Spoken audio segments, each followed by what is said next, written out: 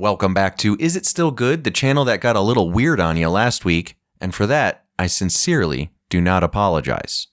Today, we're going to get into a classic, dark, superhero action film from 1998 starring Wesley Snipes, Blade. But first, let me annoy you with an ad for my books.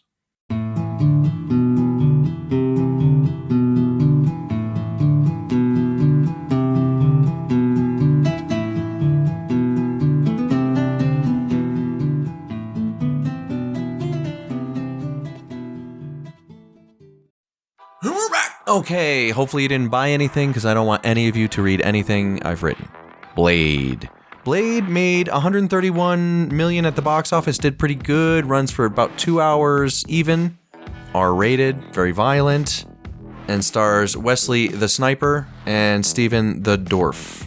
So this is going to be pretty straightforward after last week. Last week I was in a weird spot and I reviewed What Dreams May Come with Robin Williams and it really messed me up. This week I'm reviewing Blade, and Blade I understand. Blade is very straightforward for me. This is just a pretty cut and dry action film with the exception of I believe Wesley Snipes is really amazing. I don't know, I dig the vibe, I dig the character. I would love to see him come back for like an old Blade type thing. I don't know. The blood really pops in this movie. There's some bad CGI, just gotta warn you. The CGI is very dated and bad. The movie takes a couple of dings for just the CGI alone, but I really like the look of the blood. I like the color that they used. You can always tell when blood's out. Blade's car, a 1968 Charger, is so damn sweet. If you guys start buying books, I may pick one up.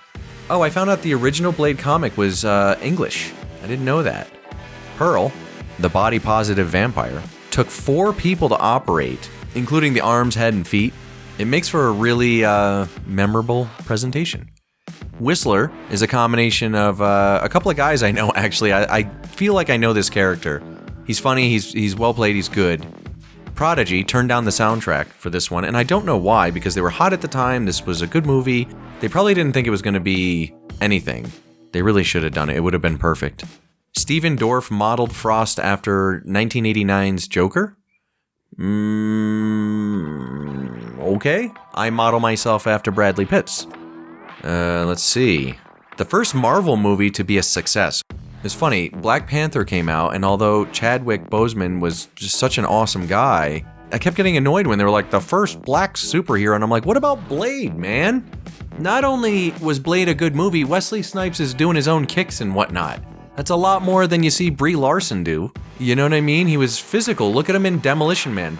By the way, we have to watch that movie at some point in the immediate future. Demolition Man's pretty good. But yeah, he did all his own stunts. He looked great. He was in shape. He's a good actor. He was solid. I mean, I don't know. We were spoiled. We forgot about Blade. Blade's outfits are cool, but, and fairly practical. Yeah, I like that about it. It's not just some done-up thing. I like the vampire language they use throughout this movie I wrote here. The CGI is very, very dated. Yeah. The kills are fun and unique, though. I have a good time watching Blade take out vampires.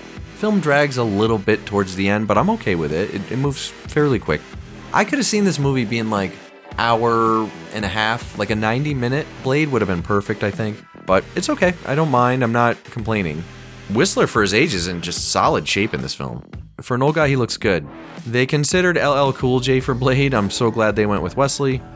Blade tells the little girl to go home. Oh yeah, there's this like little girl in the movie that just gets like thrown into traffic and lands on something, and Blade comes up to her, like she just gets up and he's like, go home.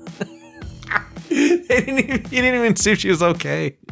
That was a tough kid. I gotta watch that scene again.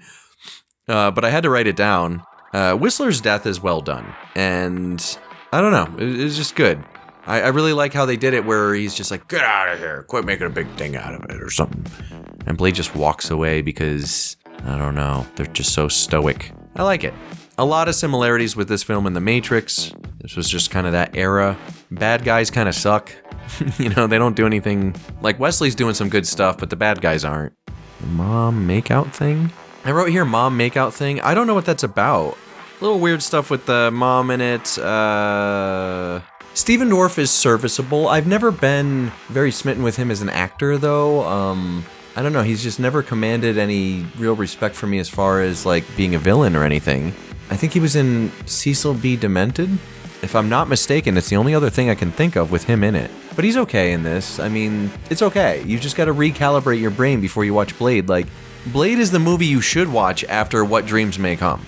If you watch What Dreams May Come and you feel weird and you don't like it, it's just kind of like, and you feel bad for Robin Williams, then yeah, go watch Blade. It'll be a nice palate cleanser.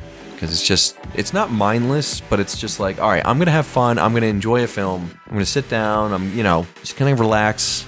But yeah, I gave Blade a 6.5 out of 10. I actually think that's fair. I was going to say 7. Feels a little high for Blade because it's so dated with the CGI. And that's not the only problem it runs into. There is a couple of pacing issues, and there is a little bit of goofy acting out of certain people. Some of the lines are a little ham-fisted. Some of the kills are a little goofy as far as the bad guys aren't really doing much. It's sort of like Troy in that way where like the bad guy just lunges forward and then freezes and the good guy does like a wicked combo while the bad guy waits for him to finish it and kill him. That happens a lot in Blade. So just get into it knowing what you're doing and you'll be fine. It's a good movie. It's worth watching, but more importantly, it's worth talking about. It's worth remembering. Because people forget with Black Panther that Blade was around. And Blade is like kind of a cooler story premise, if you ask me. It's darker. I don't know. It's just more fun. It's a personal story. I don't have 40 superheroes clogging up my screen. I got Blade. I got Mr. Snipers. He's going around kicking people with the tread of his boots. And I think that's great. And then you got, Steven the Dwarfs, and he's okay. He's okay. But he ain't no Wesley Snipes. Anyway, I know I didn't have a lot of substance in this review, but this review was supposed to be a palate cleanser from the last one, because I got really weird in the last one. I was emotional, kind of screwed me up. I was going through my breakup, and, I have some recent loss in the family and stuff like that, and it was just like, ah. Plus, I got into the film wanting to watch Robin Williams, not knowing that it would make me feel bad. So, there's that too. But if you come off of the last review to this one, I think that this should be refreshing. It's a very straightforward watch. Go watch it. I give Blade a 6.5 out of 10. Totally worth watching. You may be a little higher. 7 out of 10 if you consider the how he sort of kicked off the black superhero thing, in my mind. So, correct me if I'm wrong. I mean, let me know who else predates Blade, but I think Blade was the first to come out of the gate. Also the first Marvel success. So all these movies that you guys love, you love Endgame, you love all this stuff, it kind of started from Blade. Based on that alone, you could give it a 7 out of 10. I give it a 6.5. So it's on you. Good film. Give it a watch. I'm very fond of Blade as a character. I don't really watch 2 and 3. I just sort of watch 1 on occasion. It's not like a film I'm in love with, but it is certainly a great palate cleanser. You know what you're getting into with Blade, and you probably won't be disappointed if you know that. If you know you're going to get into an action film that has a bit of dated CGI, and it's about vampires and you got dwarfs, you know that going in, you're going to like it. So let me know what you think about Blade in the comments. Did you guys watch it recently? How long's it been? Watch it again with new eyes and let me know if it held up for you. Next up, I don't even know what we're doing. I mean, we have all sorts of suggestions. Conan the Barbarian is looming in the wings. We definitely have to do Conan. I have to do a big thing for The Crow, because there's a lot to unpack there. But concerning Blade, it's a simple 10-minute go watch it. Anyway, I'm out, and I will see you guys next time on Is It Still Good?